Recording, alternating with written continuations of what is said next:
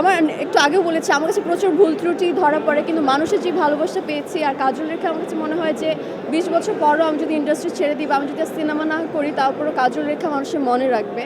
তো আমার কাছে মনে হয় আমি এইভাবেই আসলে একটু ওয়েট করেছি যে এর থেকে আরও দুর্দান্ত গল্প পেলে বা আরও যদি ভালো অভিনয় করতে পারি সুযোগটা, তো আমার কাছে মনে হচ্ছে ওরকম গল্প আমার কাছে এসেছে, আমি সেটাতেই সাইন করেছি এবং সামনে আমার কাছে মনে হয় যে কাজল রেখার থেকেও ছাপিয়ে যেতে পারবে কিনা বলতে পারবো না, কিন্তু দুর্দান্ত কিছুই হবে।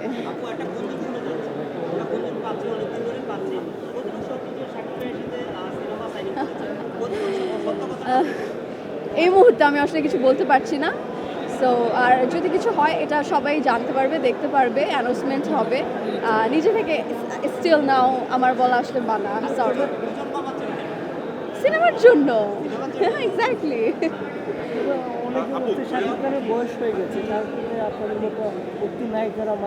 আর্টিস্ট যারা সেলিব্রিটি এদের আসলে কখনো বয়স হয় না, বয়স বলতে আসলে কিছু নেই, এরা সারা জীবন চিরসবুজ থাকে অ্যাকচুয়ালি।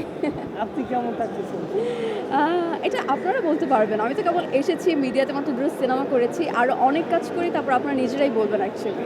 26 সালে কি প্রত্যাশা করেন? 26 সাল সবার খুবই ভালো যাক আসলে, যে যেখানে আছে যেভাবেই আছে না কেন আমাদের দেশ যেন সবাই দেশ যেন ভালো থাকে, প্রত্যেকটা মানুষ যেন সুস্থ থাকে, এবং আমাদের মিডিয়াতে যে কাজগুলো আছে অনেক কাজ আটকে আছে সেগুলো যেন পরিপূর্ণতা পায়, আরও যেন সিনেমা হল বাড়ে, আমরা যেন আরও অনেক সিনেমা করতে পারি, এতটুকুই চাওয়া সব।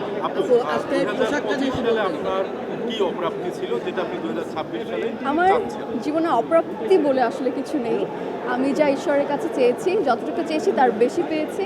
আমি শুধু এতটুকুই বলবো যে আরও ভালো কিছু হোক, যতটুকু হয়েছে আরও ভালো কিছু আশা করছি, আরও বেশি বেশি ভালো কিছু হোক, দ্যাটস ইট। দর্শক কিন্তু আপনাকে আমাদের যে সুপারস্টার সাকিব খান তার সাথে পর্দায় দেখতে চাচ্ছে, এরকম কোনো কিছু প্ল্যান আছে? দর্শক যদি দেখতে চায় এটা তো আসলে মাথায় অনেক আগে থেকেই চায় আসলে, আমাদের মাথায় আছে, এবং সামনে অবশ্যই দেখতে পারবে আসলে। ইয়া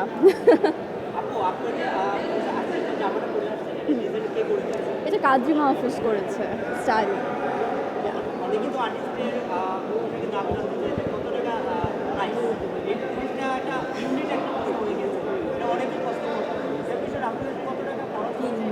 আমি আসলে এই ব্যাপারে বলতে পারবো না, আমার কাছে মনে হয় যে কিছু কিছু জিনিস প্রাইসলেস।